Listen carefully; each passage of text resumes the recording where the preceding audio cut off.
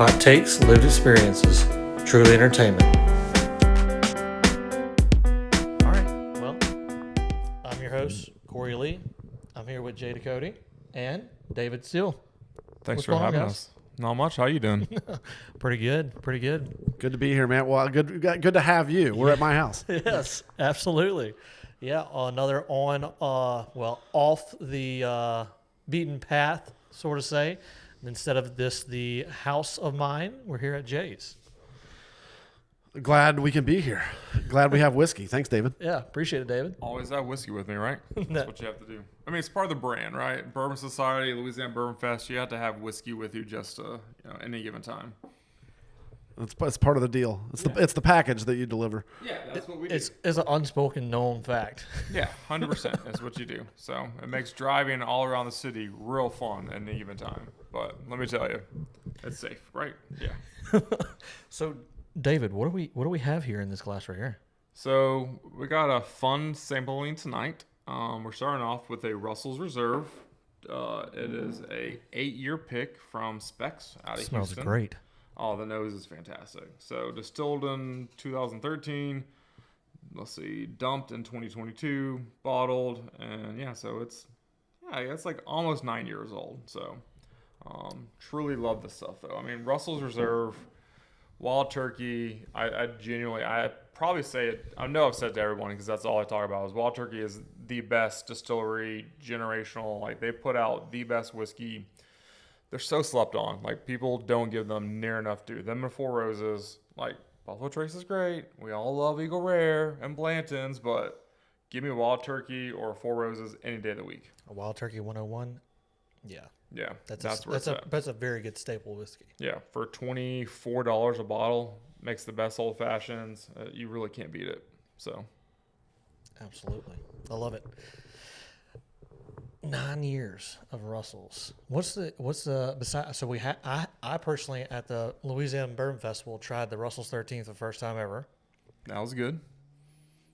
Do they make an older whiskey that Russell's makes for 13 years? Is it past 13? Or is that the oldest? So they actually have a 15-year that came out last year. Come on. So they have a 13 and a 15-year. This is just a 9-year pick, but yeah, the 15 is the oldest that they've put out. I think they said they're gonna do a 17 at some point, but it's not. It hasn't been released yet. But 13 and 15, where's that? So You haven't had it, huh?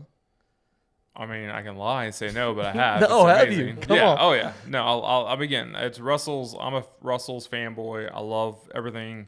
For those that are the confusion, Wild Turkey owns Russell's Reserve. So Wild Turkey is kind of like their baseline, and then Russell's Reserve is like a little bit higher end, a little bit more finished. You know, that's where they do a lot of the barrel picks from and stuff like that. So it would be like Buffalo Trace and kind of Blanton's, those similar lines. So where one's just the more elevated. So Do they have any other lines that come out of Wild Turkey, or is that it? those two, that's it. It's pretty solid too. Yeah. Yeah. So Campari owns them. They did buy Wilderness Trail a few years ago. Wilderness Trail, if you're asking me, there's the generational, the legacy brands. So that's going to be like your Turkeys, Four Roses, Old Forester, which is the actual oldest continuously running distillery in the world. No, in the United States. I think it's third in the world because they've been going around since 1890, I believe, continuous. I think because they were one of the four that was able to have a license during Prohibition. So I'm getting off track, but Turkey. Best of the legacy, and then Wilderness Trail, which is owned by Campari, who owns Turkey, is of the new generation. I think is the best of the new generation. So it's very interesting that the two best distilleries are owned by the same people. It's pretty cool. I did not know that. Again, I know a lot about whiskey, and I talk about it constantly. I need to not talk about it as much. I need more to my personality, but it's what you get with me. Look, you gotta love what you do and what you're around. And you do all great things with the Alzheimer's Foundation, with the Louisiana Baton Rouge Bourbon Festival. I was going to get that out. That was a mouthful. We get there. I think I did last time, right? Yeah. And I will say, we had our last podcast. It is not a sprint. It is a marathon. You can't be sprinting with that Louisiana Bourbon Festival right there. No, you really can't. So, we just had the festival about a little over 2 weeks ago. And, it's a full day. If you have the tickets, you can come for the grand tasting from like 7 to 10 p.m. or you can get a full all-day pass and you start drinking at 11. And you're basically drinking nonstop from 11 till 10 p.m. at night.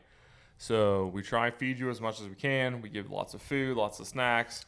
But at the end of the day, like if you don't pace yourself and you don't stay hydrated, you're going to get really wrecked really quickly.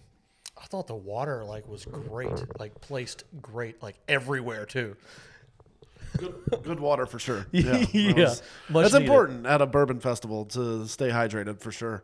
I was the MC again this year, and but got to drink plenty as well while doing that, getting on stage and thanking the sponsors and welcoming Alzheimer's Services up there to be the beneficiary and everything. But I definitely did my share of tasting as well, and it was a good spread this year. Yeah. It was a good bourbon fest. I appreciate that. We felt really lucky to bring in the groups we had, the distilleries. If you're not aware, which I talk about a lot because I like to talk about awareness, but the industry itself really is down. We're talking 20%, 25% over the year. So the fact that we had as many distilleries come out as we did, still make the impact that we did, I was very proud of that. So. Yeah, that's an interesting note there. 25% down on the industry for bourbon. Is that really all whiskeys? Are we seeing that with Scotch, Irish, Japanese, rye, Canadian? I mean, is that a whiskey thing or a spirits thing or a bourbon thing? It's a bit of both. Spirits, I think, are down 15%. Bourbon is down about 25%. And I think it's because bourbon has had such that humongous meteoric rise that eventually it just had to stop, right? People just stopped buying as many bottles of whiskey as they needed to. Mm-hmm. And so, it was definitely, bourbon has hit the hardest, but retail spirits are all down. So, it's, we can talk a whole podcast about why that is, but it's really interesting to see the trends in alcohol, and everyone's all saying it's going to be tequila next, but tequila is actually, they're doing, I don't think they're not down 25%, but they're still down 15%. So it's interesting. It's all high noons and THC gummies. Yeah, let's go. Them seltzers up. Part of it, yeah. It is a lot of seltzers, a lot of THC, and then also the Gen Zs. So I'm a millennial. Gen Zs, they don't drink. They don't drink like we do. And they're of age now. Yeah. It's the next generation that's still too young to drink. The Gen Zers, I think for the most part, maybe all of them actually can drink. Yeah, no. I think you're right. We literally this week we hired a new staff accountant. He's 26 years old, great guy. Bailey, if you're listening to this for some reason, cool guy, dude. Had a good conversation with you today. That being said, I've tried to tell you about booze twice now, and you'd be like, nah, I don't really drink. I'm like, cool, I know literally nothing else except Star Wars trivia. So, you don't like Star Wars very much, so I guess we're fucked. So bourbon and Star Wars, I'll take it. That's all I got. My glass is empty. Your glass is empty. My glass is Corey? definitely empty. Okay, let's move on to the next one. Okay, what do we have here? Maker's Mark. Yeah, a little Maker's pick. No! I'll go grab some pliers. No, I got it. Don't worry. Again, I'm a pro. I do this for a living. We have technical difficulties with the bottle. Sorry, guys. The cork on it, I think I actually kind of remember this happening last time, but we'll get it out. So. Yeah. I do think Gen Z definitely don't drink as much. And I am not a part of Gen Z, even though I am Gen Z, but I stay way clear of those folk. But I can confirm they don't drink as much. When were you born, Corey? 97. Shit. Am I allowed to cuss on your podcast? Oh, yeah. Okay. Yeah, I do we're cuss good. a lot. Yeah, we're good. I'm trying not to, but, my mother is probably shaking her head right now. Oh, no. David is making slow progress with this cork right here. I promise. That's what she said. I could have gotten you some pliers by now. Oh, he's got it. He's got it. He did it. Oh, ye a little faith. I figured you were going to get it. It just took a while. That's all. Oh, but that looks we're great. pouring Makers. The best things in life take time, right? You gotta like spend your time with the bottle. And I don't know. You just sound like a distiller right there, like a master distiller. Hey now. Hey, time in the barrel is important. This is true. That smells great. 97. So, Corey, have you ever drank whiskey that's older than you? Not yet. I think It would probably be like a Scotch or 17. something. I think I have a 17 Scotch. 18 Macallan. I think that's about the furthest I've had, for sure. Wine, probably about 12. But I don't drink a whole bunch of wine. Yeah, and wine is really aged in the bottle, and it can settle and stuff. But whiskey's where it's at if you're talking about something that's aged, just because it's actually changing its characteristics in that barrel.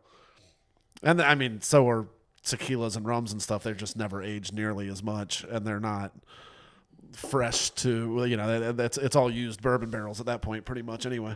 Yeah, nowadays, yeah. Yeah, I mean that's what it is. Now I will say Sugarfield, they actually do age some of the rum in new barrels, which is cool. But I mean, almost everyone else you'd use used bourbon barrels, and then especially like with rum, you'll see like 30-year age-dated rum, but the rum industry is so lax on their standards. It means that at some point that rum had to have one 30-year-old. It could be one barrel of 30-year-old and then like 99 barrels of like young 2-month-old stuff, and they can call it 30-year because the way they do it is just so different than bourbon. But fun fact. Allowed to blend it like that and totally dilute it. Scotch, a lot of times you get those really big age statements on, although the majority of Scotch is also aged in used bourbon barrels, and then a lot of times it's finished in like some French oak barrels or sherry casks or something like that, some other European spirits. But like it's kind of just most of the time just finished in that. Yeah. It really spends most of those years in used bourbon barrels. Yeah, I mean Scotch, they don't want to use new barrels. They think like they want it to be kissed by oak, but for the most part, they want to taste the malted barley. They really want that, or if you're doing like a peated, then they want that smoky peatness.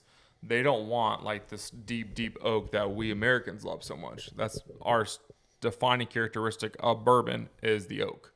So it's very interesting. That one's pretty good. You like the Makers? Yeah, that Makers is really good. So this is a Makers barrel pick. It's from Hocus Pocus. This is Ghost number 5. My partner in crime, Dorothy Kemp. She's the one who does the festival with me and runs the Bourbon Society with me. She actually helped do this pick with them back in 21. Wow, that was 4 years ago. I think I may have this bottle at my house. That's a good bottle. That's a really, really good bottle. Yeah, it's nice. Very nice. And almost every single Marvel pick that y'all have done, I have and haven't opened because I just like to look at all the Marvel stuff. Eventually, I'm going to open up one. They're all good. They're all good picks for sure. Well, I still have a handful of them. The Eagle Rare that I got some large format bottles of. I still have some of the small bottles and certainly one of the handles. And then I definitely still have some of the Whistle Pig that we picked. Whistle Pig. So that was a really fun story. Jay and I and Dorothy, our brother Nathan, who met his wife, which is Jay's best friend. They just randomly, Jay brought her along.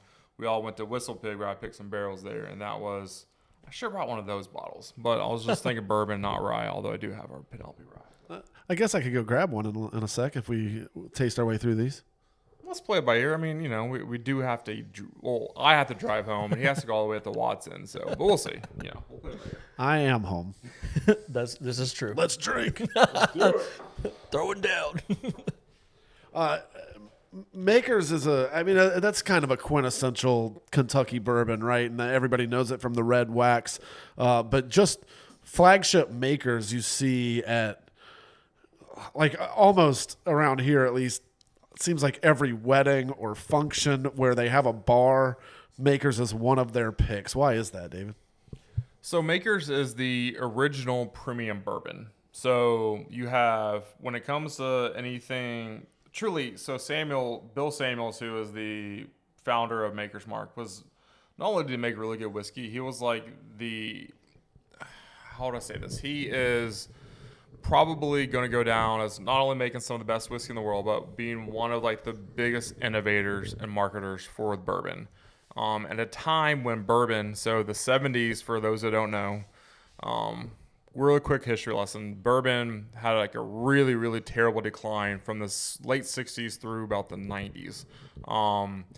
It was part of like the hippie counterculture that the grandparents drank whiskey. My parents were like, we don't want to drink what they drink. It was just all part of that, getting away from what the standards were.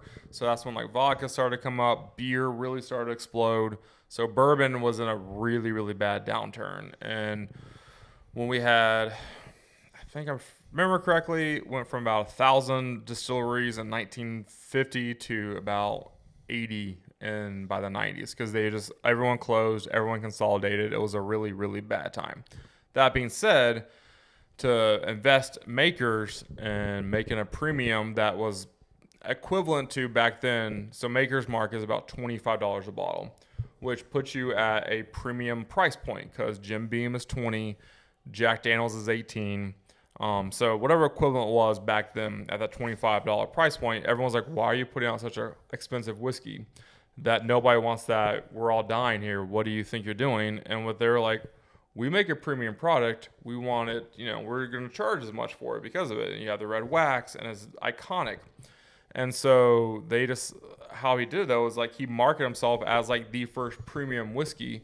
So while all the Beams and all the others are like trying to fight at that $20 price point, they'd be like, hey, if you want to buy, for a present, why don't you get the $25 price point, get that, and that's literally how it got started. So it was just premium bourbon, you get Makers. So if you're going to, you're just drinking with a buddy, you're in a Jim Beam. But if they just bought a house and you give them a housewarming present, you do Makers. So it's truly, he's just a brilliant, brilliant marketer. So, and then that's just kind of how it is now. So if you do like catering and all that, like for my wedding, our catering package was Makers, because we bumped for the, the premium package. Yeah. Otherwise it would have been Jim Beam. And I was like, I don't want Jim Beam. I want Makers. So what can you do? Yeah. And it's still one of the favorites to this day for events, right? Yeah. I mean, they make a great product. They have a lot of money. And I mean, it's really easy whenever you make really good whiskey and people like it, and they're a legacy brand, but again, like legacies are 1890s and legacies that are the 1960s, there is a huge difference. I think a lot of people would kind of view them in that weird kind of cross space where you're a legacy but not quite. But yeah, they just make really good whiskey, and they've always stood true. They don't do the gimmicks that the Jim Beams do. They don't have an apple and a peach and a blackberry and a chocolate and a vanilla. They have Maker's Mark, wheated bourbon. Okay, cool. Now they have these barrel picks with like really interesting staves, and they have a cask strength, but it's still just Maker's Mark. So it's really, really, it's a bold strategy that honestly I think has worked well for them over the years. But what do I know? I'm a whiskey geek. Have you found one of the Maker's Marks that are dunked? They go up to the I have through the neck. I have a couple in my storage unit. My brother used to run Oak Point, and I told him, because occasionally when you get a case, if you order, they do the dunks, and you'll get like, for every 30 cases, one case will be a dunk. And so occasionally when you order them, you'll eventually get a case of them, if you're ordering 10 or 20 cases at a time for a store. And so I told him, well, whenever you get that dunk case, save me a couple bottles. And he did, and they're in my unit. So I got one. They're fun. They're really cool. Again, it's Maker's Mark. They just do fun stuff. Like I don't have an LSU one. I hate that I don't have whenever they won the national championship. But I have a Lakers one, and no one can tell the difference. So it's purple and gold too. Yep. And then I have the Saints. Whenever the Saints won the Super Bowl, they did black and gold dunk. I have that one. Obviously, I have a couple of blue ones for the Cowboys. Whatever. I'm a Cowboys fan. Let's just get it over with. My team sucks. We've always sucked since the late 90s. But you know what? I was born in 88, so 1996 in Wichita Falls, Texas, 2 hours north of Dallas, was really freaking cool. Well said. Thank you. I don't fault you for being a Cowboys fan, because you got geographic ties to it, and what's better, being a Saints fan? Yeah, Not right now. exactly. It's tough. Don't even get me started about LSU. That's a sore subject right Yeah, let's not even talk about. Let's talk about whiskey. now. So, Jay, at the Louisiana Bourbon Festival, what bourbon stood out to you the most that you tried, if you Gosh. can remember or recollect? No, I don't think I can. And honestly, not because by the end I was drinking too much. I would say, and I was, at the very end I was just tasting whatever somebody wanted to pour for me, and it didn't matter. And I don't even know if I knew half the stuff I was drinking. But I don't have a vivid memory of any bottle. There was some good stuff as I was walking around, and I'm gonna draw a blank on any of the names of the smaller batch stuff or stuff I hadn't really hadn't heard of that I tried. I could kind of point to where it was in the room. Maybe you would remember. One of my neighbors, Jonathan Harb, was here with his wife that was representing her distillery that I think it was in Louisville, but I could be wrong about that. I'd have to look it up. It was just the two of them that were at their table, and it was away from the stage, but kind of right in the middle. Anyway, and then there was one that you had me try, David, that was like just by the stage. From the stage just to the left, but up at the front. Oh, so that was one. If you were to ask me, that was the ones I would recommend. Was 15 stars, and they also had their new lower proof kind of 15 stars is a great distillery. They do have a very high price point. They put out some really old age-dated whiskey. So with that, you're gonna have $150 bottles. So to get into the more markets, they have their First West line. That I'm really, really big fan of. So those are more like the $50 price points, and they have a toasted one that's just divine. So I really love 15 stars. I'm pretty sure I had you try one of those. Yes, definitely tried that. I'm always impressed what JT Millick is doing with rice whiskey. Yes. And I tried their latest and greatest stuff and barrel proof stuff, and it's cool to see them there. It's cool to see a Louisiana product Absolutely. there. And then to be doing a rice whiskey, it's not a bourbon, it's a rice whiskey, but they're doing it so well. They're making such a good product that I think that's a really cool thing that they're doing. And I think it would behoove all of us in Louisiana that like to drink spirits to support them so that we get to keep them around and have more stuff like that. Yeah, the support that Louisiana gives to our local businesses, I absolutely love. And I love that the fact that they were there and the willingness to be there too. And also anything that just represents Louisiana. Like that's, as Louisianians, we know we got to support. Yeah, amen. We had several local distilleries there. I'll say it. I will publicly state JT Millick distills the best whiskey in Louisiana. Period. There's some great guys out in Orleans. There's some really great guys. Gonzalez. I love Thomas Salto. I love him to death from Sugarfield. And he's really in terms of blending, he knows his stuff. That's what he specializes in, blending and finishing. In terms of distillation, JT Millick makes the best whiskey, hands down. That rice whiskey is so insanely good, so different, so not what you would remotely expect. And it was just a fluke. If you talk to Mike, the owner, he's a farmer. He is literally a crawfish farmer that one year had some excess rice stock. And he was like, well, what am I going to do with this? And started Googling what to do with rice. And he was like, oh, some people make whiskey out of it. Can we do that? And it just happened. It's just the craziest thing that if you go to the distillery, we've got to pick up a barrel pick from them. It's a working farm that they have a little corner holdout for it's a bit more of a little corner now, than it was. But it's so interesting. And truly I feel lucky that we have such an amazing and unique spirit for Louisiana. So very proud of them. I love what they're doing. That's another one I always recommend. If you ever see a barrel pick on the shelf, buy it. Their 6 year that just came out, it's an orange label. That's fantastic. If you like vodka, their vodka's great. It's super clean, super delicious. For if you want to make Cosmos or whatever. I don't really know what you do with vodka, but it's a thing. Drink it. You're right. Yeah. Cosmos is correct. Again, a group of the 90s, all right? I don't know. That was the thing. But no, vodka, bourbon, so it's really white whiskey. Although they do have a bourbon, but it hasn't formally hit the shelves in mass market yet. But they're fantastic. What about you? What was give me, I'll talk more, but let's hear, what was yours?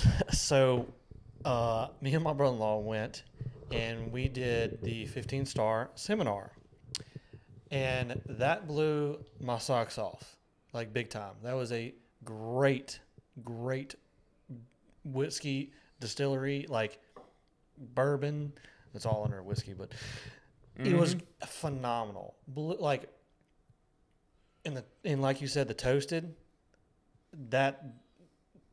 Yeah, one of the best toasted bourbons on the market, hands down. I find that one's going to be really hard to find on the shelves here when people start to know it. Yeah. Right now it is at Martin's Wine Cellar, so if you're looking, go get you one. Especially with it coming out Christmas time, that is one of the bottles you should go get away. It's going to be a great present, even a present for yourself. Phenomenal. Now, I don't know the price point for them per se, but that is a great bottle. Which bottle was it specifically? So it's the First West, which is their lower price point. I think those are $50 to $60 a bottle, and it's their toasted bourbon. They had, I don't remember what the other two. One, I think it's just a regular bourbon. One's a rye, I believe. But the toasted bourbon is just divine. And they have a wheated too, I think. Okay, so it's probably the wheated, a rye, and the toasted bourbon. Yeah. So, yeah, they're all great. Highly recommend them. I literally bought a different 15 stars bottle from Martin's yesterday. So, really recommend them. I think what stood out to me was like the taste of it really stayed with you on the back of your tongue. Yeah, that's the finish. It really stayed with you, and it just didn't go away. Yeah, so, if we ever, come to any of my events and we do, a formal tasting, I always, you do the mouthfeel, you do the nose, you do what's on your mid-palate, and then the last thing, it's literally how does the whiskey finish? How long does it stay on your tongue, on the back of your throat?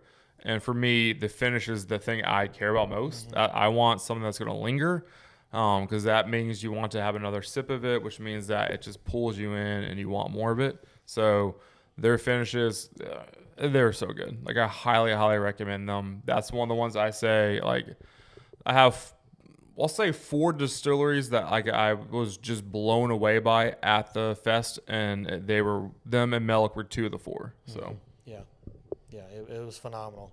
That was definitely by far my favorite. We'll take it. So what were the other 2? All right, if you're asking. So I have to give Penelope some credit. I really, not only did they just brought a really awesome activation. They also donated all the glassware for the fest, so everyone that comes in, you get a really neat Glencairn, or not Glencairn, but a neat oat taster with our logo and their logo on it. But they just, they're actually one of the few distilleries. No, not the few. They're the only distillery I talked to who is not really struggling right now financially. They're up. According to them, they're up about 3% this year, which when everyone else is down 20 to 25, that's amazing. But they do that because they're up because they are just, I think they do the way they handle the market, the way they have responded to the market. They put out some really interesting finished whiskeys. They put out some fun things. They don't price themselves out, which a lot of distilleries do. So, I mean, we talked about Russell's earlier. That Russell's 15, that's a $200 bottle. Sure. Master's Keep, which is that is the Wild Turkey Master's Keep, which is their limited edition every year. I just bought a bottle of it. It was $350 with tax. How do you justify charging $350 for a bottle of whiskey? Yeah, that's something big celebrating for that. Yeah, I bought it and it's gonna go on my charity raffle next month for Toys for Tots, so that's why I'm fine buying it. But I would never. I don't see the value in whiskey like I used to. and I have so much of it at this point that like I don't need to go buy another bottle of whiskey for the rest of my life, and I'll be fine. So if I'm gonna pony up, I want it to be something really good, and I still don't want it to be crazy expensive. So I know where to go when the apocalypse hits, and I need a bottle of bourbon, right? Yeah, you come to Dorothy in my house. We don't count because it just makes us sick, but then I also have a second storage unit off premise. Get out of town.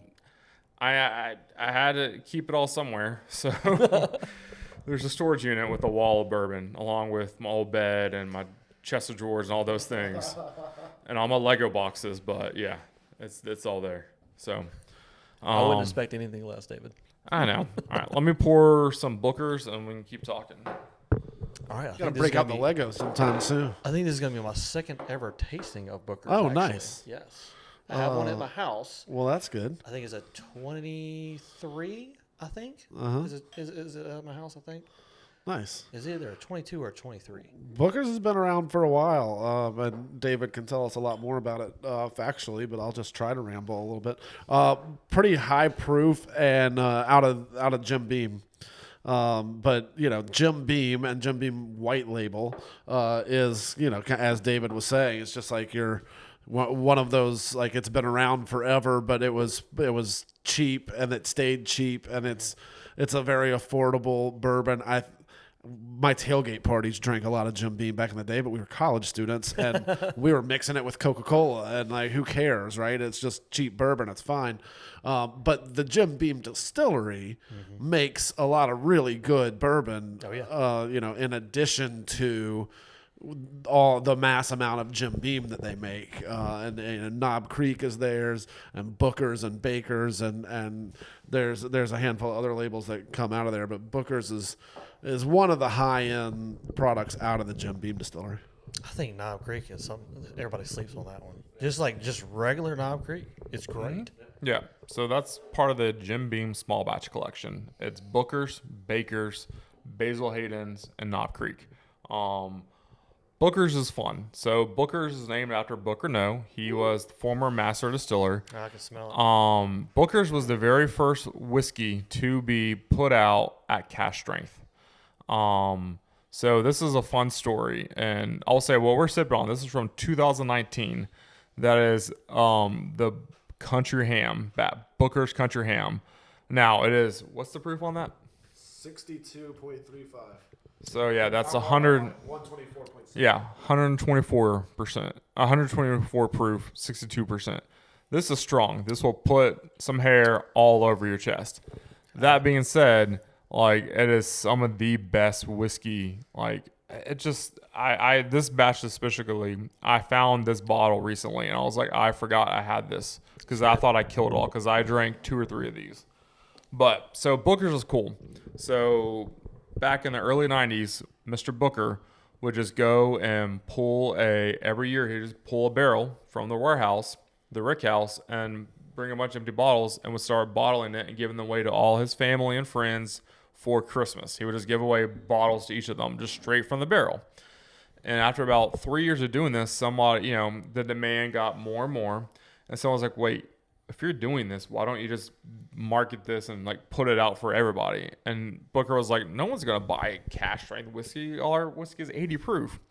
Well, Booker was wrong. And he did, I think the first year was really small, like 50 cases small, just like 1 or 2 barrels. But then demand grew, and now, it is one of the highest sought after everyday whiskeys. Because the price point is a lot better than some of them. It's still pricey. It's about $100 a bottle now, but it is cask strength. So when you think about, you water that down to like Jim Beam, and you're really looking like 60 a bottle. But so this one like won awards in San Francisco. This batch, like, this is hands down one of the best batches of Bookers I have ever had. So this 2019 batch right here. Yeah, I genuinely forgot I owned it.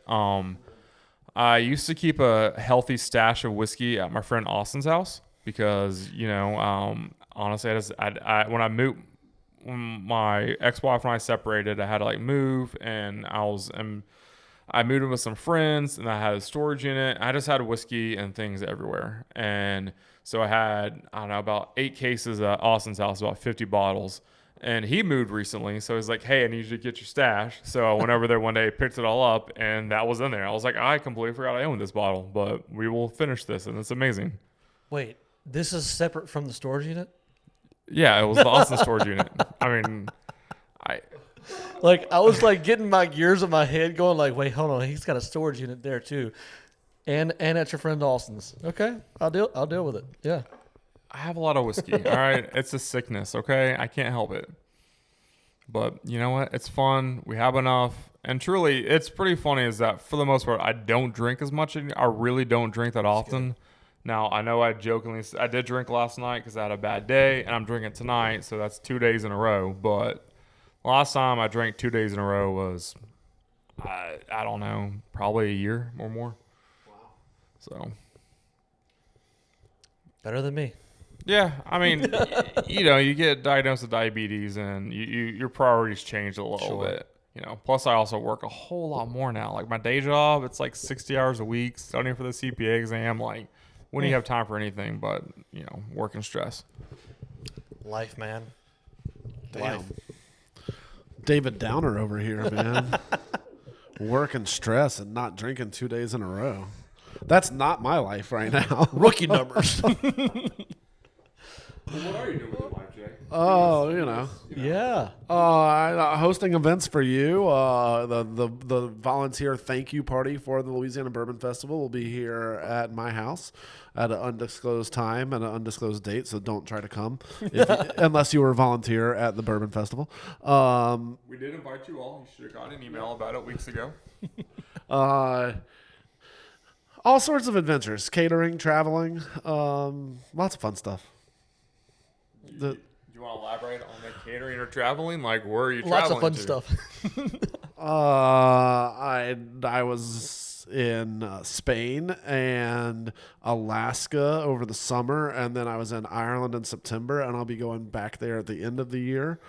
And all sorts of catering. I've done a couple tailgate parties this year. I've done a 300-person event for an organization called St. Mary's in Alexandria. That was a big sit-down dinner, and quite a few other things. It's a little all over the place here and there. I've got a gig at Pennington Biomedical right around the corner from my house coming up. Closer to the end of the year, although we're close to the end of the year now. So yeah, it's all over the place, but I am available for that kind of stuff for private chef needs and some degrees of catering. I don't do all catering kind of things. Like, there's a lot of caterers out there that I'd be like, no, call them for that kind of job. But if you want like the celebrity chef catering gig or, big charity event or like private dinners, that's the kind of stuff I do. Yeah, I mean, I can't. So Jay will be our third year in a row that he's going to host our wrap party, and I mean, he cooks like the best food in the world. I humbly think. I will say I'm a very picky eater, and I've never had an issue with that. And I really, Jay knows I'm like the pickiest eater. It's pretty embarrassing how bad it is. But no, highly recommend it if you ever want like something crazy or like I know like your Valentine's dinners used to be a huge hit, and like you should hire Jay for like if you want to like if you're in the doghouse or you want to like surprise your wife for your 25th anniversary or whatever, you got to hire Jay for a dinner. Better call Jay. Yeah, I've done a few of those this year, anniversary dinners, 50th birthday parties, things like that. And sometimes I'll go to somebody's house that, somebody that has a nice house and a nice kitchen that they never use, and they're just like, let's just bring in, we're not going to cook for this event, but like, let's bring in a chef for it. And then I also open my house up to host events here as well. So, and that could be anything from a small intimate dinner to like a little cooking class, or I could have 200 people in my backyard for a barbecue or a crawfish boil. So Sounds like all Louisiana. that is on the table. Yeah, literally have done all those things with Jay. So I never even told you, but my plan for Dorothy's 40th this year was to hire you. I was like, do you want to do a fancy Jay dinner with some friends, or do you want me to help pay for a Europe trip? And she chose Europe. So my bad, but that was the plan. It happens. I appreciate you giving her the option, though.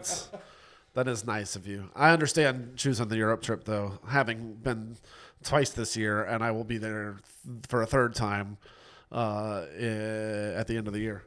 So Jay, I heard you went to Ireland earlier this year, and you're going to go back. Yeah. So when you're out of the country, what are you seeking to drink? Is it more beer? Is it bourbon? If you're having a nice dinner or something? It's not bourbon.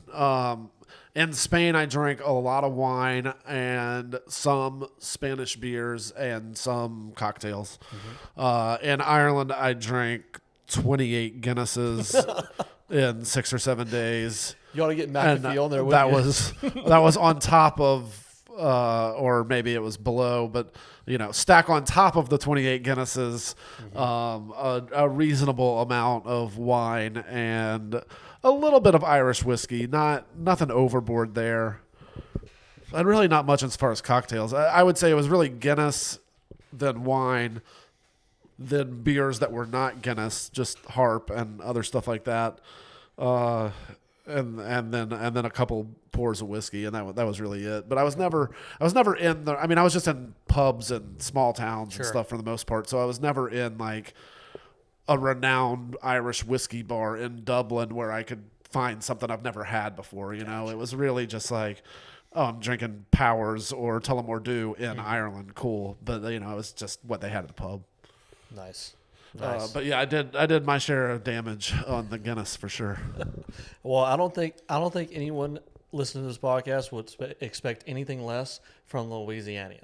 Like we know how to put down some stuff. Yeah, yeah, I would agree with that. Food and beer, and bourbon and wine and anything you can consume pretty much. Yeah, we're good consumers like that. Yeah, for sure, I would agree. I talk to a lot of distilleries, and I always say, we might be like 25th in population. We drink well above our weight class. Yeah. And the ones that join, they come down here, they all agree. They know it. Like, we're top 10 drinkers, all right? We just, it's fun. Could you imagine LSU has a game over in Europe? I don't know if Europe would be ready. I would love to see that at some point. I think I would try to go and not even go to the game, just be in town for it. So when I was in Ireland, it was the week before Pittsburgh and Minnesota Vikings, I think, were playing in Dublin. Yeah, that would have been cool. And so all over Ireland, like everywhere I was in Ireland, which was like outside of Dublin, there were Americans in Pittsburgh Steelers jerseys and Minnesota Vikings clothes, all in the country, obviously, for the game. They were all over the island for that week before, and then they were all getting back to Dublin on Sunday to go to the game. And I just thought that was pretty neat, seeing how well those NFL fans traveled for the game. They were anticipating 30 or 40,000 of the people at that game being Americans that came over for it, that were all like spending a week holiday in Ireland. So that was pretty neat. And I know the NFL's done a handful of Ireland games and London games, and it would be cool to see something like that with LSU. The LSU marching band marched in the Dublin St. Paddy's Day parade one year, and it was known well enough in advance that you could have gone, and people did. You can find video of it on YouTube and stuff. Yeah. But I think that's about as close as we've come to being there. Oh, I think the NCAA. I think it's going to come. I think it's going to be sooner rather than later. I mean, there's always been a few teams like Notre Dame played in Ireland week 0. So I mean, they're starting to do precedent. I just know for a fact that wherever it is, they will not be prepared for us. Let's not forget, we drank Lambeau out of alcohol by like, what was it, noon? Like Lambeau, freaking come on now. Like if that's how you know like they're not prepared for Louisianans. Like it's just a whole different level. Houston, every year we used to play in Houston, for Memorial Day, they would always bet alcohol before the game started because they're not used to, which is, you would think Houston, that's Texas, there's still a lot of drinkers there, there's a lot of people, but whole different level with us. Yeah, it's only Cajuns. 4 hours away. Like, yeah, that's weird. Better. So I was reading up on the upcoming event, Toys for Tots. Yep. And it's going to be at Uncle Earl's. Uncle Earl's. And I'm going to pronounce it probably wrong, but all right. Featured Old Dominic. Old Dominic. Okay. Old Dominic. I was going to say it right. Yeah. I like their history. I went on their page before I came here because I wanted to be a little prepared for the podcast, right? So I was reading, they were immigrants and they settled in Memphis, and then they weren't even in the whiskey and bourbon. They were actually a grocery store originally. I thought that was really neat. Yeah. And then they lost kind of touch with the I guess it was beer really, and then they got into doing the bourbon. I thought that was a really interesting story. Yeah. So yeah, Old Dominic, it's one of those. It's a newer distillery. It has a really interesting backstory though. That sometimes it's a lot of marketing and sometimes it's a lot of fluff. But I think with them, like, it's a genuine, interesting connection to Memphis, the way they got started. But they make really good whiskey. Like, I mean, they're definitely, they're considered a micro distillery out of Memphis. So it's really one of the closest, with Memphis only being 6 hours from us, or one of the closest of that size in our area. But no, they put out really great whiskey, really cool story. I really like their Luling station. So Alex Castle used to be the master distiller there, and she really set them up. Well, she came from Brown-Forman and really got their process locked down. And Alex just went to go do her own label, but she really set them up for some great successes. So they're now hit Louisiana market in the last 6 months. So they have a brand ambassador that lives in Louisiana. So when we were like, hey, we got this. It's our 9th annual Toys for Tots Christmas raffle. I was like, we'd love to have it feature a distillery every year. And I was just asking if they wanted to do that. And they're like, get to be in front of like 75 or 100 people to share a whiskey and you're raising money for Toys for Tots. That's a win-win. So yeah, absolutely. So yeah, we're excited about it. That's coming up on Thursday, December 4th. Yep. I'll get there eventually. Uncle Earl's, Uncle Earl's is fun. It's a great venue, good food. We always have it catered. But we go there to, it's a Toys for Tots drive, right? So this is when we do whiskey raffles throughout the year for different charities. So like Alzheimer's Services, that was for Louisiana Bourbon Fest. I don't have the final total raised. I can tell you it's north of $20,000 this year for Louisiana Bourbon Fest. Still waiting on my last couple invoices to get paid for my vendors, which I won't call you out, Mictors, but you should pay your invoice. It's fine. They will. They're good for it. But no. So we raised about $20,000 for them. But Toys for Tots is what we raised a lot of money for. I should have looked before I came here, but I know it's over $200,000. I want to say we're pushing $300,000 raised for Toys for Tots in the last 8 years. So it's our 9th year doing it. We raised. I mean, I think last year we raised like $35,000 for them. The year before that was like $45,000. The year before that was $60,000. So that's like incredible. Yeah, it's crazy. We raffle off a lot of great whiskey. Every either $10 donation or tour you bring, get your raffle ticket. And it's as simple as that. And people just go crazy because we have good bottles. And I mean, it's toys for kids at Christmas. Like, who doesn't want to support that cause? Yeah, it's a great cause. And we're supporting our local community too. That's right. I was there last year. I won 2 bottles. Yeah. Nice. Yeah. I don't remember what they were. But Yeah, do you remember? No. There was one that was... I mean, it was a perfectly drinkable whiskey, but it wasn't anything like, to write home about. But there was also one that was a sought-after bottle. Yeah, it's probably still on my shelf somewhere. Yeah, we have like a healthy mixture of like crazy, like I mentioned the Master's Keeps. I have 3 different year releases of the Master's Keep. I have, pretty sure it's a George T. Stagg and a Thomas Handy, some Wellers, some Colonel Taylors. It's a healthy LRT Lee. So it's a healthy mixture of like the crazy sought after bottles, but then also like really good drinkers. Like Penelope's donated some bottles, Old Dominic's donated bottles, 15 stars. So like all the distilleries, we do the fest in the fall, and then I basically hit everyone up like, hey, you had a great time, right? Why don't you kick in something? And so they all like to donate and help out. So we always have over 75 bottles and prizes. So it's always been a lot of fun. Yeah. I find it's a good community too. Just like, as you become a member of the Bourbon Society of Baton Rouge, you start to develop some friendships. Obviously we develop a friendship. I'm going to develop a friendship with Jay. it's just a great time with your local Louisianians, just hanging out, doing what we do best. Drinking some good old fashioned. I really couldn't. Adult beverages. Yeah, I mean, truly, like it's just fun to hang out. Like most of my relationship now have come from the society. I met Jay through the club. My partner Dorothy, who we've been together, I don't know how long we've been dating. It's been a few years now.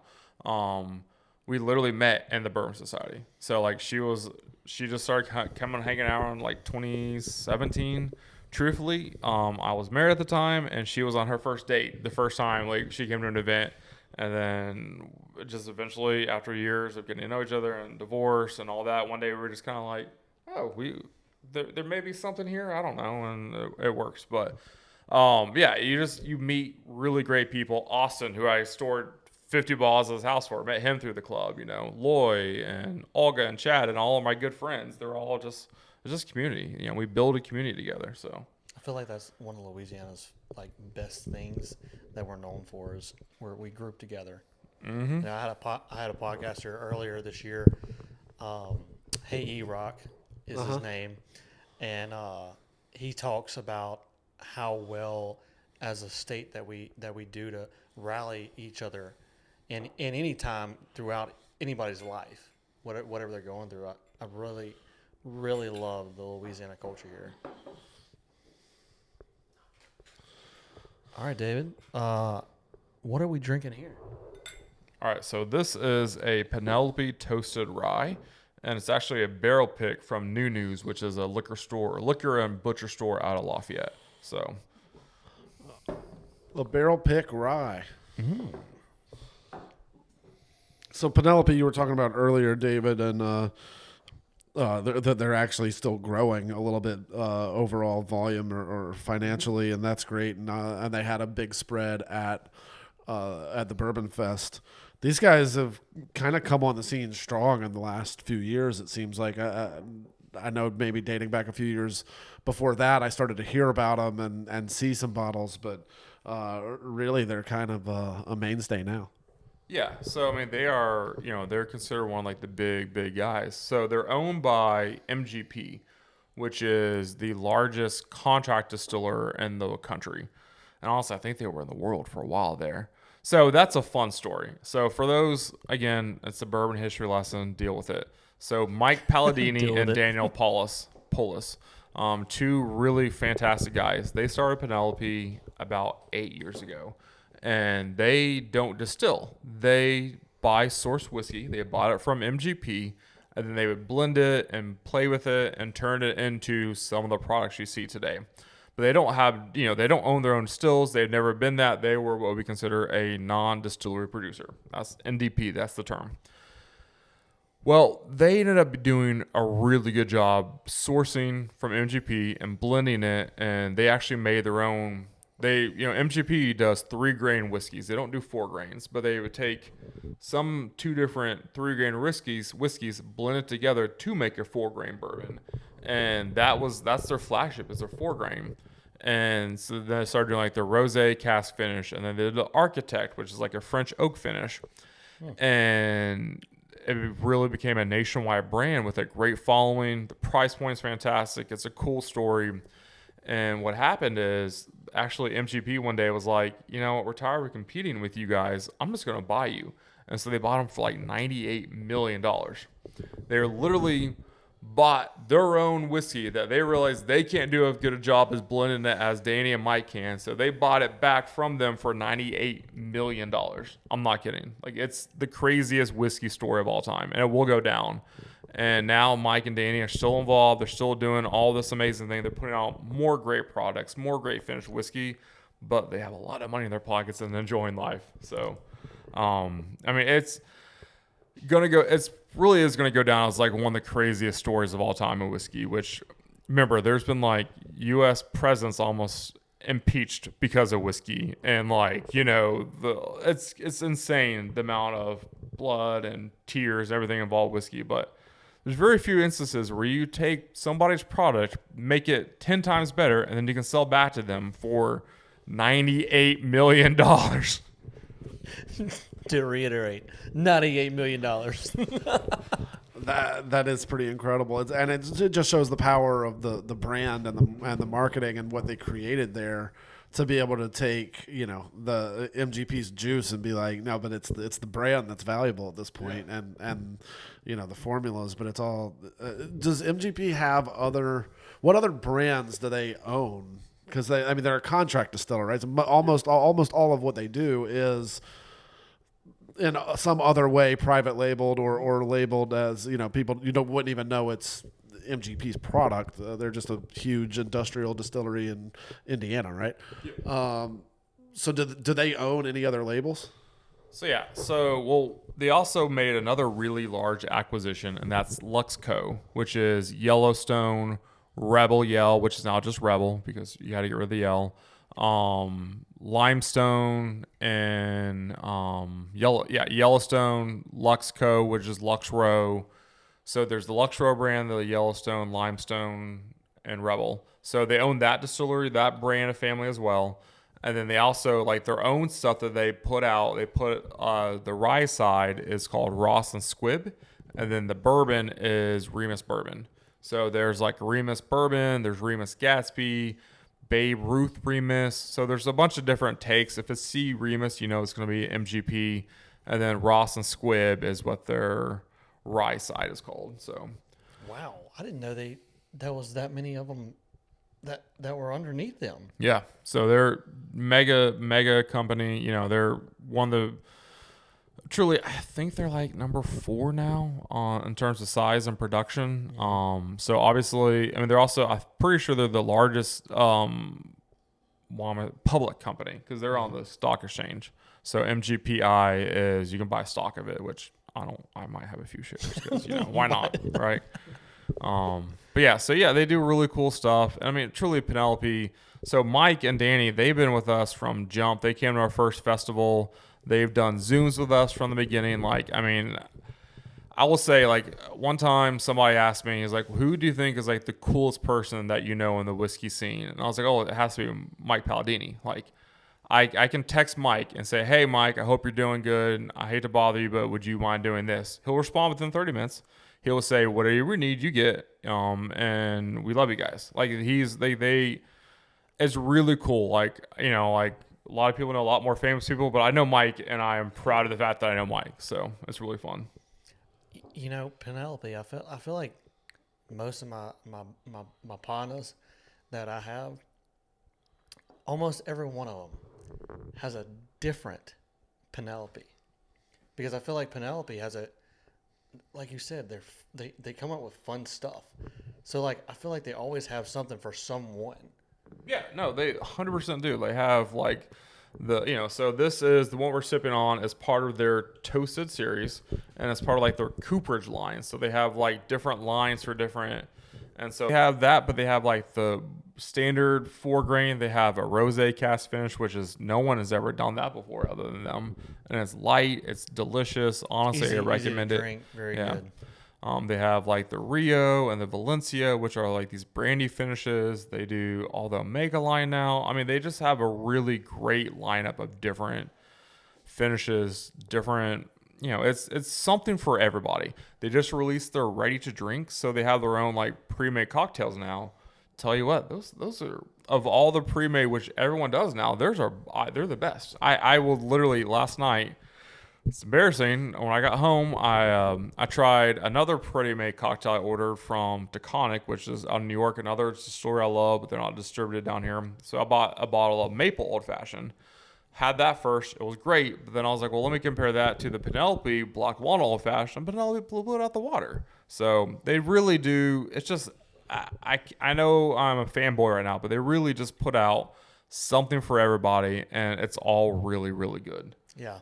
And it's all at great price points. You can get the standard wheated for $29, which is hard to beat, or you can spend $80 on these high-end finished ones. So it's all range of the gambit. So they're really cool. Have you had the Rio yet? Love the Rio. That's one of the bottles that when I saw one for sale recently, I bought one for myself because I was like, I want to keep, I killed a bottle of that last year and I love it. Love the Rio. I haven't tried it yet. I mean, I know a guy. I can get you a sample. We can make it work. So That's why I said it. okay, hey, get what you get. I am happy and I'm willing to give out as much whiskey as I can right now. What do you want, Jay? What do I want? If I could really have, pretty much anything. I tried some of and forgive me because it was the end of the Bourbon Fest, but some of the Jack Daniel's hard to get stuff I think is actually really good. And I would like to have / just sample more of the hard to find Jack Daniel stuff. And I don't even know what all they have that they offer other than like, I know that Jack has some, what's the hill? The Coy Hill, and that kind of stuff. I've tasted some of the high-end Jack Daniel's line, but not all of it, and that's probably what I would like to try the most. I mean, okay, done. That's easy. So that's a fun story. So you wouldn't think Jack Daniel's, which is I know I've been saying a lot, but so Jim Beam makes the most bourbon in the world, but Jack Daniel's makes the most whiskey, because even though technically Jack Daniel's by all accounts is bourbon, by all measures of legal standard, it's bourbon, but they don't want to be called bourbon. They're a Tennessee whiskey, so we say it's a Tennessee whiskey. That's a fun debate that whiskey nerds love to get in. Is it bourbon or not? But that being said, they're the largest whiskey supplier in the world. They make more whiskey than anyone else. But so you wouldn't think that they have all this amazing whiskey, that they also have like these really great small high-end premium lines like the Coy Hill and the Heritage and all that, and they are fantastic, like shockingly good how good some of that stuff is. Like I remember when the first one came out, the Heritage, probably about 5 years ago, and I was like $98 for a bottle, but I'm like, I'm not paying $98 for anything Jack related. That's stupid. And then somebody gave me a sample, and I called Nathan the next day. I was like, I need 2, please, please. 2. Stat. Yeah, like it's so crazy that. Again, it's really interesting to see where good whiskey can come from. And even when you wouldn't think, like this mass producer Jack, that their one goal is to make uniform whiskey, that because you want every bottle of Jack to taste exactly the same, that they have all these really crazy, a 12-year, a 14-year, the Coy Hill cash strength. They just do really, really good stuff. Oh, have you had their rye? Was that at Bourbon Fest? Probably not, because it's not as in demand anymore. Because like it used to be super rare, but then they started putting out more of it. Have you had the Jack Daniel's cash strength rye? So I have a buddy that's a huge fan of Jack Daniel's. I'm very certain I have. Mm-hmm. I know it's not Jack Daniel's, but the Wild Turkey Rare Breed. Oh yeah. Oh. So. When I say in Wild Turkey 101, I meant Wild Turkey Rye 101. Like that is hands down, that is my go-to old fashioned. Like I love cash strength. This Penelope actually does really well in old fashioned, but 101 Rye is the quintessential base for an old fashioned, and Rare Breed Rye is even better. But yeah, Rare Breed's what's up. So, but no, Jack Daniel's Rye. I'll get you both samples because it is so good. I don't know if it's the rye. I've had a single barrel and I've had a 10, but I don't think I've had any other that Jack Daniel's makes that is, they're small batches. Yeah. Yeah, so we had at the VIP booth, we had the 12, the 14, and we had the Coy Hill. But again, so those are some of the highest demanded stuff, so that all went pretty quick. Well, there was some stuff that I had to check off my list that I have not tried for sure. I would have had some of the 10 or the 12 then. If I would have had the Coy Hill, I would have known. I would have remembered that I got to try it. So it's probably the 12 that was still there when I was in the VIP after I was done emceeing. But it was good. Whatever I had, I saw a bottle of Jack in the VIP, and I was just like, I want that. Wasn't paying that much attention, but I would have known if it was the Coy Hill. The Coy Hill had to have been gone at that point. Another one that really stood out to me too at the Bourbon Festival was the 18-year Sazerac. Was phenomenal. Says 18's fun. It's a really interesting whiskey. You know, it's 90 proof, so I like a little bit more bite to my whiskey as a whole. But no, it's really it's hard to beat. It really is. Like, it's really good. I'm kind of kicking myself. So Rouse's, when they first started doing the baskets in like 2019, the Rouse's that just opened at Jubin, they did this massive 200 basket thing, and I was third in line, right? So that I pull up at 4:00 in the morning, wait in line. I was third in line. It was a couple actually from like, I want to say they were from like Virginia or something. They were visiting in town, and it was Black Friday, and third in line. So we wait, get up in the store after they open, stay another hour, or about 10 minutes before they release us into, you know, letting us pick out whatever basket. Hey, by the way, we have a Pappy 10-year, a Weller CYPB, and an 18-year Sazerac. Well, at the time, I didn't know too much about the Sazerac. I knew about the Weller, but I was really there for E.H. Taylor because I didn't have a bottle first, and I was like, man, I really want an E.H. Taylor, just a small batch. Well, I let a guy get the Weller white label because that's the one I was going to trade, and what he did was, here, I'll let you buy one of my E.H. Taylors. You go pick out what you want. So I ended up getting a single barrel select Louisiana edition Weller foolproof, because before then, yeah, the Louisiana Bourbon Festival or Oak Point, one of the two, did a sample of the Wellers. And I think the only one that was missing was the single barrel. So me and my wife, we tried all of them, and we both agreed that the foolproof was our favorite. So it was, I was on a hunt at that point. So I passed up the 18-year Sazerac because at the time I wasn't a huge fan of a rye. And after I tried the 18-year Sazerac now, I'm like, oh, boy. Yeah, you live and learn. What can you do? But I mean, Weller foolproof. That's a great whiskey. So that was a fun. So that was Nathan. I don't know what happened, but they sent him like 3 cases of every Weller product. And Nathan was like, you know what? Instead of like people going crazy and all this, why don't we just like pour 2 bottles of everything for free and just have a Weller tasting in Watson? And I was like, I mean, you want to, you know, people don't want to drive all the way out to Watson, but they will. Obviously, if you live there like Corey, but, you know, it's like you give away free Weller just for showing up. Yeah, they'll come. And, I mean, that was a fun Easily night. 60, 70 people. Yeah, in a small grocery store that's not meant for, like, that was the most amount of people in their liquor department ever. Oh, sure. Yeah, it was fun. Definitely. I mean, I'm gonna shoot my shot, but Oak Point, if you want to be a sponsor, just let me know, because I shop with y'all a lot. You do. I mean, we'll make some calls. We'll see what we can do.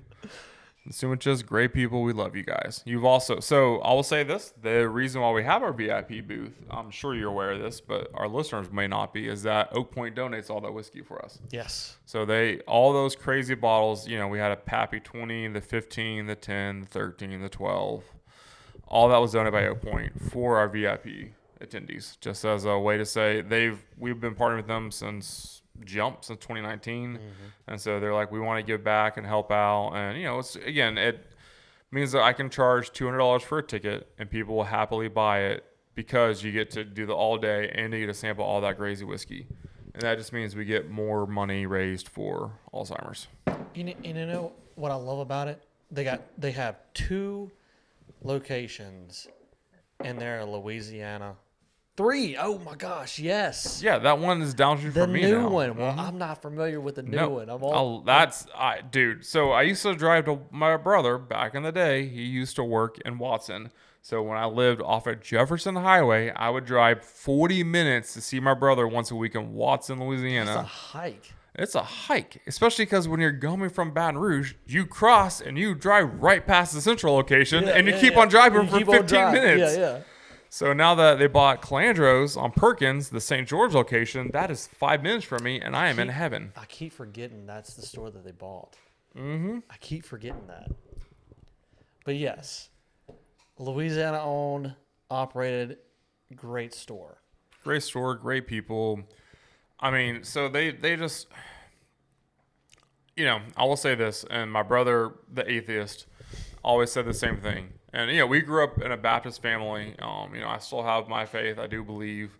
But my brother one time basically said that if all the Christians Christians, you say one thing, if they all practiced what they preached and acted like the Sumiches did on a daily basis, then he would be much more like still probably a Christian, because like they're some of the few people I genuinely believe are just the kindest, just care about their employees, care about the community at large. Like they really want to give back.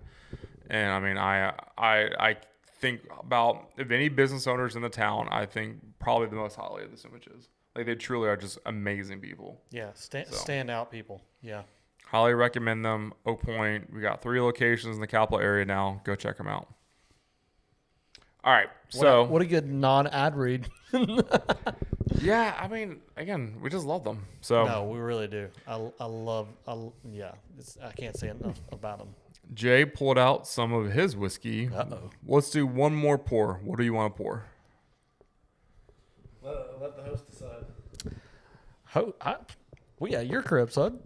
The podcast host. What is this one? You know what that is, don't you? Oh. That's my whiskey, man. That's my Screw Cancer. That's the OG, year 1 Screw Cancer.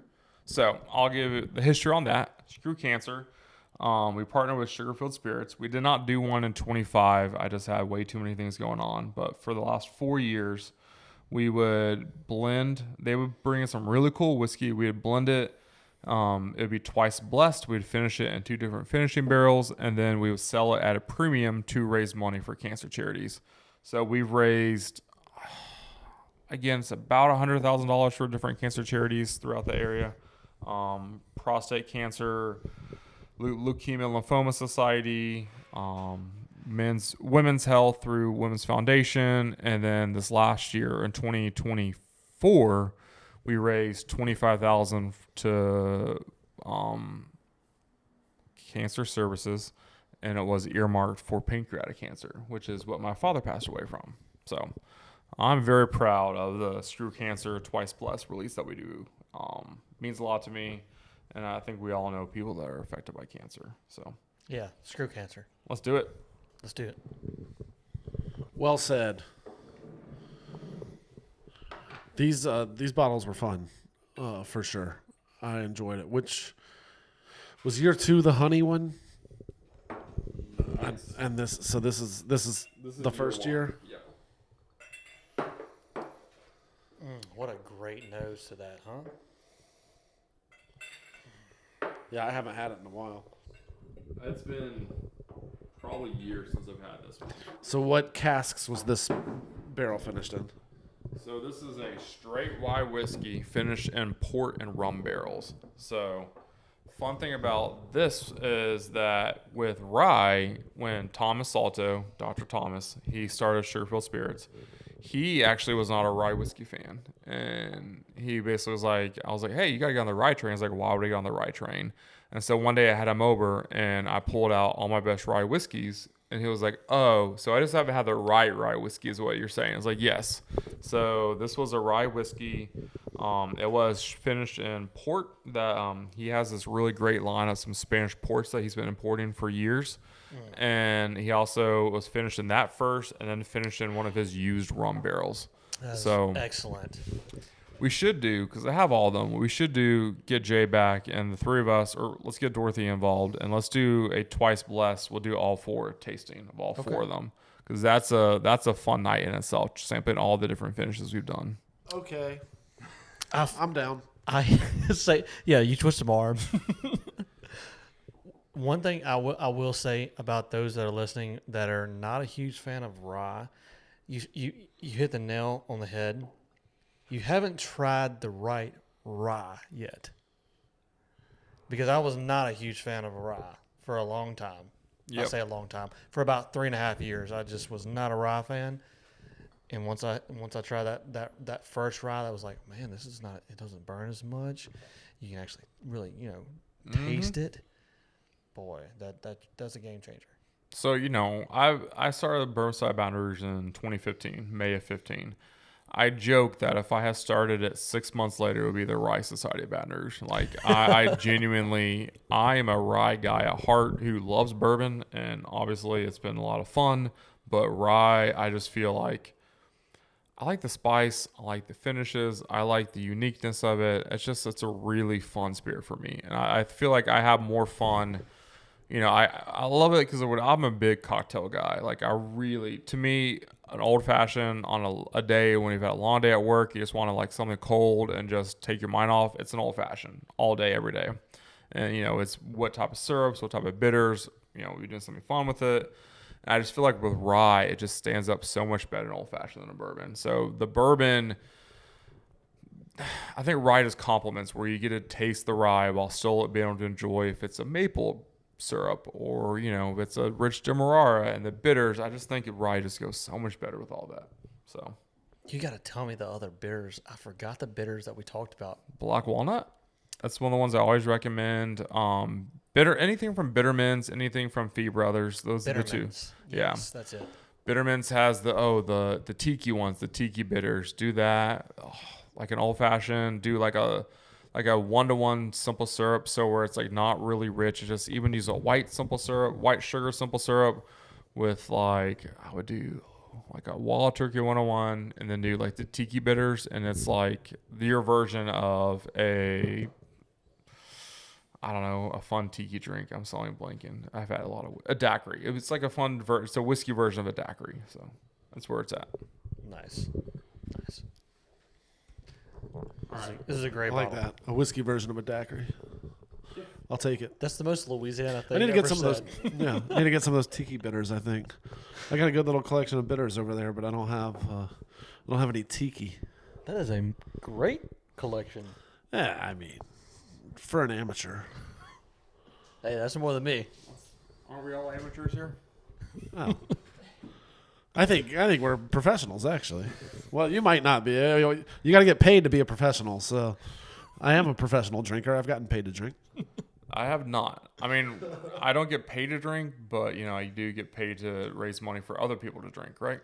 I think you've done enough to count it as professional. Yeah. While not your career and monetizing it in that way, you have in other ways monetized it Most certainly. for charity, and that counts. I mean, I've only raised we have only raised like $490,000 for charities over the years. That's not even 500, Jay. But after Toys for Tots in a month, it will be. It will be. That's what I'm pretty excited about. To finally Definitely. cross that 500. Definitely. We're going to get there. We're going to make it happen. I like it. Yeah, good stuff. For sure. All right, so let's do. I know we probably do need to get near the end, so I want to hear from both of y'all. Give me your favorite thing about Louisiana Bourbon Fest, and then tell me one thing that we could improve upon for the group at large. I need a second. My favorite thing was the MC. Obviously, by far I thought he did a great job, mostly of keeping his mouth shut because nobody really wanted to hear him talk anyway. Thank the sponsors, get off the stage and go back to drinking. That's a good MC. I liked, certainly the variety of selection that was there. I thought the amount of distillers that were there was really good, and I thought the representatives that they had there was really nice, and getting to actually go around and talk to them and do that. And then I don't know in which way it would change or anything. I like the VIP area. I know that if you weren't in the VIP, then you didn't get to experience that, and maybe that's just your sign to get a VIP ticket in the future. I would almost say I wonder if there's a way to expand on that even for everybody. Now, maybe it's not going to be as high end and select whiskeys, but just having an area where it's not a distiller's booth necessarily, but it's just like, just walk up and say what you want to pour of and pour it until that bottle runs out, and then, and just see how that goes. I think that experience in VIP of walking up, calling any bottle that's on the table, getting a pour of it in exchange for a ticket. You know, that's great. But like that experience, I think maybe if we could find a way to have everybody experience something like that. Again, it could be a tier down as far as the rarity of the whiskeys, but just like, you know, see what gets donated and pour it. You know, with that kind of, you can give everybody tickets, including general admission, I guess is what I'm saying. Yeah, the smile That'd be fun. The smile on people's faces. I mean, I'm guilty of it too, which I'm not saying I'm guilty, but I was like a kid in a candy store. Like, I never had Pappy before, Thomas Handy, some of the ones that you just can't get your hands on, and I thought it was great. You know, 10 tickets and that's 10 different pours of some really, really sought after around the world whiskey, bourbons. I thought that was a great number. That experience, I mean, if you are a legit, true bourbon fan, I mean, that is right there. But similar to what you're saying, Jay, if everybody can kind of experience it, maybe general admissions get like 3 tickets instead of 10, something like that. Yeah, maybe that's a possibility. I mean, I think you also, in trying to honor the VIP nature of it, it was, that table was kind of in the back of the VIP area where there's actually some seating, you know, some high tops and things like that. So that might be tricky to figure out how to do that. You could make it a big table for everybody and just determine how many tickets you get, but then tickets are going to get passed around and all that kind of stuff, and it's not going to. You know, I think it is important to make the VIP worth being. You know, like what I don't like is when I have VIP access to something. This sounds very snobby for a podcast, but a lot of times I am some sort of host or MC or something, and basically I get paid with VIP tickets or something, credentials like that. But I would say sometimes it sucks, or I would say like, well, this wasn't worth the money for the VIP if it doesn't get you enough more than general admission. Sure. Getting it an hour earlier is great, but also having your own section with some seating and stuff like that is great as well. To me, I think I guess what I was trying to say, like that experience. It doesn't have to be the Sazerac 18 and a Pappy Van Winkle and an E.H. Taylor I've never had.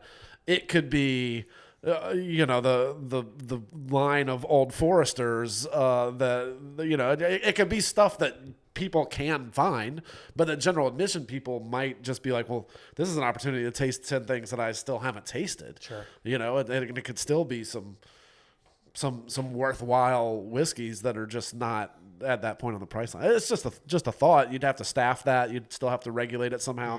It'd still have to be ticketed. There's things to work through to be able to do something like that. But I think what I would want to recreate is that experience of walking up to the table and just being like, look at like this 100, 200 bottles, like, and I get to try whichever one I want. And of course, like, it's like decision fatigue too. It's overwhelming. Some people might just be like, I don't know. I'm going to go back to like that distillery and ask them what I should drink. Cause some people just want to get told what to drink. Yeah. Yeah. I mean, that's a really cool idea. You know, I'm trying to think, it's the one in not Lake Charles, in Houston, that does something where they kind of have like their format for their festival. It's the Southwest Whiskey Festival, I think is what they call it. Yeah, the Southwest. And they have it where instead of having like a bunch of different booths with like distilleries, they just have like basically, I mean, it's like 300 whiskeys, and they're just classed. They are still classed by grouping. So here's all the Old Foresters, but they're just a bunch of tables, and you just kind of walk up and you're like, okay, I'll take that one and that one. And it's just a very different formatting than ours, where you walk up to each individual booth. And then like, I know like the far right tables are like what we have, where the VIP that you pay all the extra to get the Pappies and all that. You know, I mean, I don't know. I think that would be fun. I was toying with the idea of doing like a communal, like some sort of cocktail where like we do like just see if I can get someone to donate some product, and we make like the official cocktail for the year, and then we have a booth for that. And maybe I wonder if we could do that next year, and then have like some extra special, just, our friends up at Penelope wanted to make sure that we all got some of this or some of that. I don't know. I think that'd be a fun idea to try and play with. So I like the cocktail. yeah. Yeah. We had an official cocktail last year, but we didn't do a good job of marketing it. That was on me. Would I it really just be want to. one? I mean, I don't know. Well, I am 11 months out from my fest. I got a lot of time to think about how we want to do it, but no, I like the idea of having more communal, just everyone having a good time and coming up and grabbing something. So, Well, and as you're growing the fest and moving forward with the fest itself, a big part of that is one, covering all of the expenses, and then two, trying to show some money at the end for Alzheimer's services or whoever future charity beneficiaries are going to be. And so with that fundraising in mind, doing things like the official cocktail is like a sponsorable thing, right? It's kind of whoever wants to step up and pay to be the official cocktail.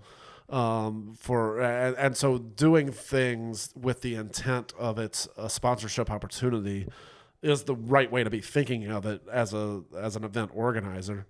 And maybe it's sponsorable to do the tasting bar for the general admission. I don't know that I keep going back to that. I can stop, but just thinking through like what would a sponsor actually want to pay for, and I would imagine a whiskey company sponsor paying for their whiskey to be used in the official cocktail is pretty high up there. Oh yeah. yeah, I think it would be. Anyhow, I'll say this, if you, I am not really good at running a festival. I say that humbly. I don't know what I'm doing most of the time. But, we are really starting to stride in terms of like sponsorship. So if you do listen to this and you own a business or you know somebody, we will happily work out a fun sponsorship opportunity for you. So again, like I said, Oak Point donates all for the VIP booth.